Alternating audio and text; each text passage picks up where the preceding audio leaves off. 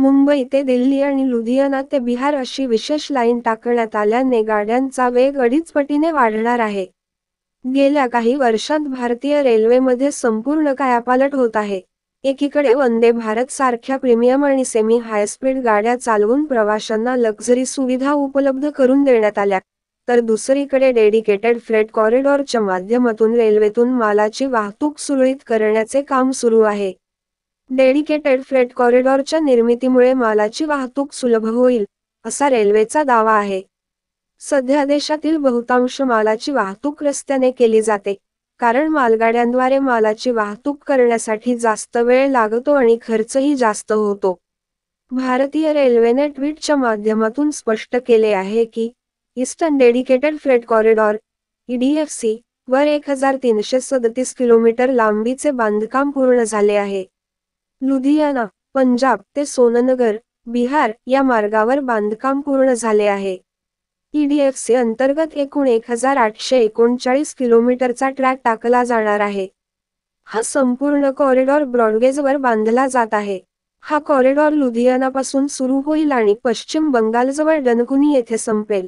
ते मेरठ आणि खुर्जा यांसारख्या उत्तर प्रदेशातील मोठ्या आणि औद्योगिकदृष्ट्या समृद्ध जिल्ह्यांमधूनही जाईल.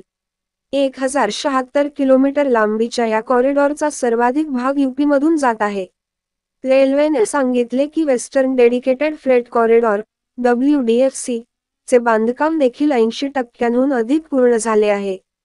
हा corridor Jawaharlal Nehru port trust अर्थातच JNPT मुंबई ते दादरी दिल्लीपर्यंत सुमारे 1506 किलोमीटरसाठी बांधला जात आहे.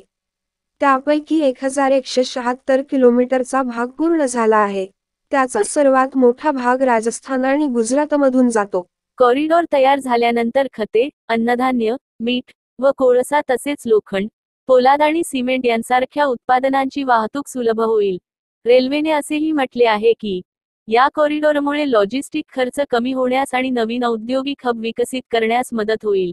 याशिवाय गती शक्ती कार्गो टर्मिनल्सही विकसित करता येतील. भारतीय रेल्वेने सांगितले की, मालवाहतूक कॉरिडॉर तयार करण्यासाठी आतापर्यंत सुमारे 1.8 लाख कोटी रुपये खर्च करण्यात आले आहेत, तर 2513 किलोमीटरचे ट्रॅक टाकण्याचे कामही पूर्ण झाले आहे. दोन्ही कॉरिडॉरचे बहुतांश भाग मालवाहतुकीसाठी खुले करण्यात आले आहेत. मिशन स्पीड अंतर्गत रेल्वेने डेडिकेटेड फ्रेट कॉरिडॉर बांधण्यास सुरुवात केली होती. हा कॉरिडॉर पूर्ण झाल्यावर मालगाड्या 100 किलोमीटर वेगाने धावू शकतील, असा रेल्वेचा दावा आहे. त्यासाठी देशभरात सुमारे 3000 किलोमीटरचा नवीन ट्रॅक टाकण्यात येत आहे. आमचे व्हिडिओ पाहण्यासाठी लाईक सबस्क्राईब करायला विसरू नका.